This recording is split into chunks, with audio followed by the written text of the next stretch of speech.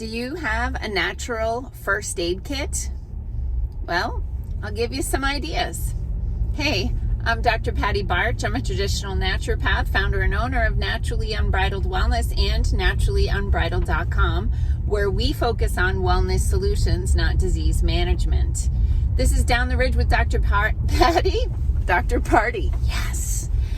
Dr. Patty, where I give you 7 to 10 minutes of holistic life and wellness information on my way to work.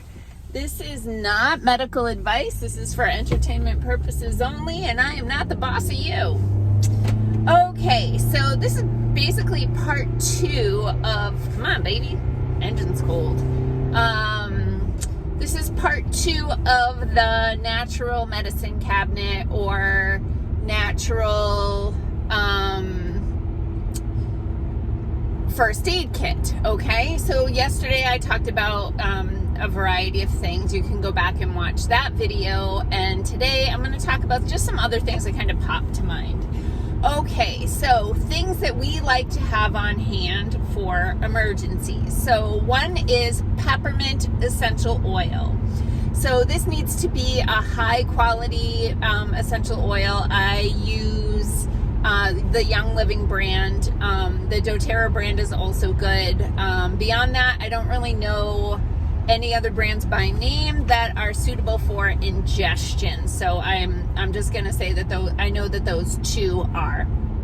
So a little bit of peppermint oil for an upset stomach, or I like to put it on the back of my neck if I have, like, I've been on the computer too long or I'm getting a little bit of a headache. You can put it on the temples, but be really careful with peppermint oil that close to your eyes, because the vapors will be uncomfortable, and you definitely don't want to get essential oils in your eyes. If you do, and I did this once, I put peppermint oil on my horse, and then, I don't know, I was putzing around in the barn, and a little while later, I went into the house, or maybe I was still in the barn, and I touched my eye, and it's just oh God, I had to get up to the house. And so all I did was I took a paper towel and I put some olive oil on it, and I just wiped it twice, and it completely fixed it. So if you ever get essential oils in your eye, that's a really good tip. So we do like peppermint oil for upset stomach, headaches. You can use it for muscle aches and that sort of thing, because it does have a cooling effect. Lavender essential oil is my other favorite for definitely for any kind of burn. It really will take the pain away instantly. I mean, it comes back, so you have to put more on. But it supports the healing process as well. It's very good for the skin, but it has to be real lavender essential oil. There's tons of fake products out there that are basically just fragrances. We'll put it on cuts and scrapes and that sort of thing as well. So anything that's skin related. I'll also make a sunburn spray or a shingles spray that I'll use aloe vera juice, organic aloe vera juice, not aloe vera gel, and I'll use that as the carrier, and I'll add lavender oil and a little peppermint oil. The lavender for the soothing and the healing of the skin and the burn, but the peppermint takes the heat out and cools it.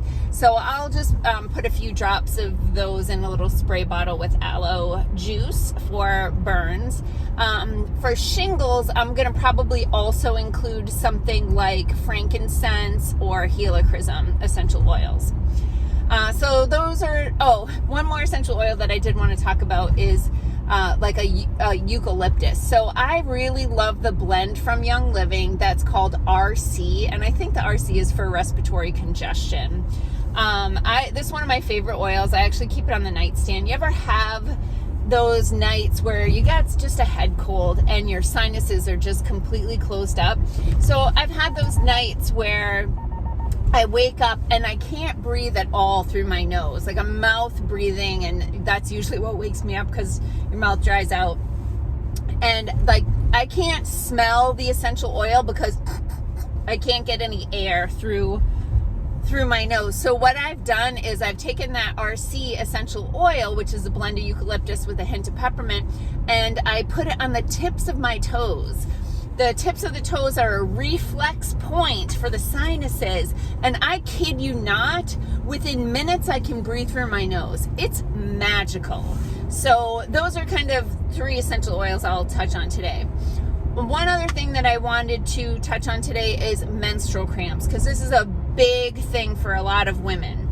And my go-to for that is valerian tincture. I use valerian intrinsic by Physica. It's the one we stock in our office. So valerian has a lot of really great medicinal properties, but one of the things is it's a smooth muscle relaxant.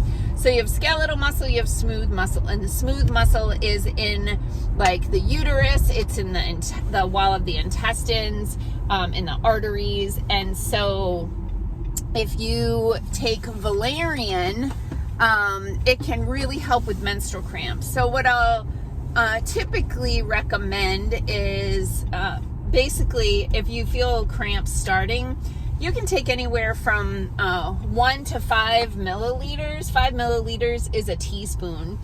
And then it stinks. Like valerian is a very stinky herb. But I always open the bottle. I'm like, oh God, this stuff is nasty. And then I take it and 10 minutes later, I'm like, this is my favorite because it works so well. It's also great for tension and anxiety. So if I have a client, like I have a lot of teenage girls who have a lot of anxiety and they also have menstrual cramps, I think a lot of it comes from those crappy shots they give them when they're like 9 or 11 or something. But anyway, I'll actually have them take valerian once or twice a day, just a milliliter, which is just a squirt, every day, just to keep their anxiety at bay and help them to sleep better and relax more. And then if their period is coming and they start having menstrual cramps, I'll just have them increase that dose up to a teaspoon twice a day. And we get really great results with that. So those are a few other things that you can have in your natural medicine cabinet. Reach out to us at naturallyunbridled.com/contact if you have questions or need help getting the products. Peace out, peeps. Have a healthy day and a healthy weekend.